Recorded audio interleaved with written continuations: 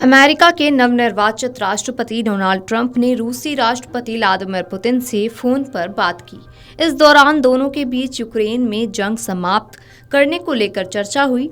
इसके साथ साथ ट्रंप और पुतिन ने कई अन्य महत्वपूर्ण विषयों पर भी बात की। एक मीडिया रिपोर्ट में रविवार को यह दावा किया गया है। हाल ही में राष्ट्रपति चुनाव जीतने के बाद ट्रंप ने दुनिया के 70 से अधिक नेताओं से बात की है। इनमें भारत के प्रधानमंत्री नरेंद्र मोदी और इजरायली पीएम बेंजामिन नेतन्याहू भी शामिल हैं। ट्रंप और पुतिन की बातचीत ऐसे वक्त हुई है जब कुछ दिन पहले ही अमेरिका के नवनिर्वाचित राष्ट्रपति ने यूक्रेन के राष्ट्रपति व्लादिमीर जेलेंस्की से भी बात की थी। इस बातचीत के दौरान एलन मस्क भी ट्रंप के साथ मौजूद थे। अमेरिका के एक्सियोस पोर्टल की न्यूज रिपोर्ट की माने तो यूक्रेन के मुद्दे पर दो बड़ी घटनाएं हुई। पहली ये कि एलन मस्क ने जेलेंस्की से बातचीत की है और दूसरी ये कि इस बातचीत के बाद जेलेंस्की संघर्ष को लेकर कुछ बातों पर समझाने के बाद राजी हुए।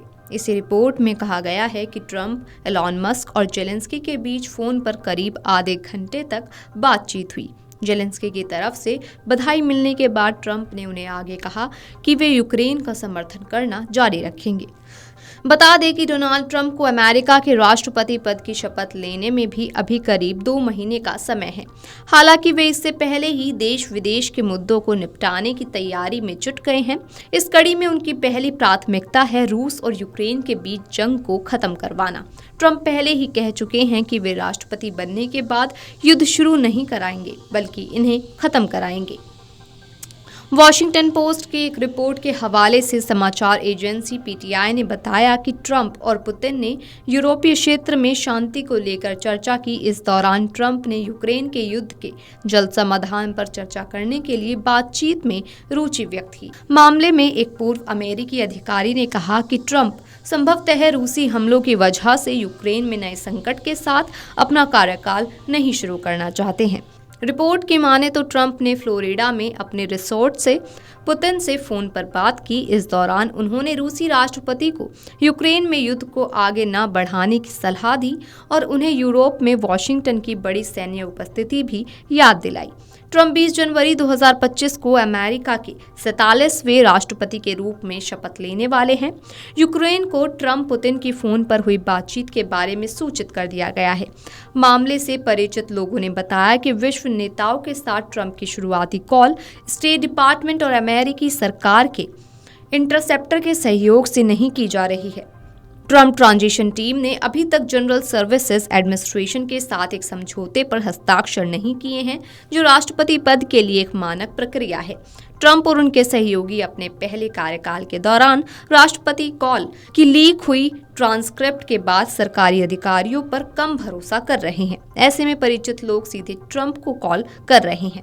बता दें कि रूस ने ट्रंप की जीत पर शुरू में ठंडी प्रतिक्रिया व्यक्त की थी। क्रेमलिन के प्रवक्ता दिमित्री पेस्कोव ने कहा था कि पुतिन की एक ऐसे अमित्र देश के आने वाले राष्ट्रपति को बुलाने की कोई योजना नहीं है, जो प्रत्यक्ष और अप्रत्यक्ष रूप से हमारे राज्य के खिलाफ युद्ध में शामिल है।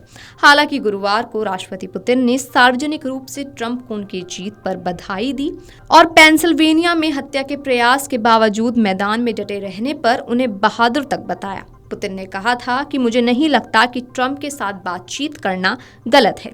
अगर दुनिया के कुछ नेता संपर्क बहाल करना चाहते हैं तो मैं इसके खिलाफ नहीं हूं। हम ट्रंप से बात करने के लिए तैयार हैं। ट्रंप ने रूस के साथ संबंधों को बहाल करने की इच्छा, यूक्रेनी संकट को समाप्त करने में मदद करने के बारे में जो कहा है वह मेरे राय में कम से कम ध्यान देने योग्य है। Video desk amarujala.com। अगर आप ये वीडियो YouTube पर देख रहे हैं तो हमारे चैनल को सब्सक्राइब कर बेल आइकन दबाएं और Facebook पर देख रहे हैं तो हमारे पेज को लाइक करें। 8 मिलियन प्लस सब्सक्राइबर, आपके इस भरोसे के लिए बहुत धन्यवाद।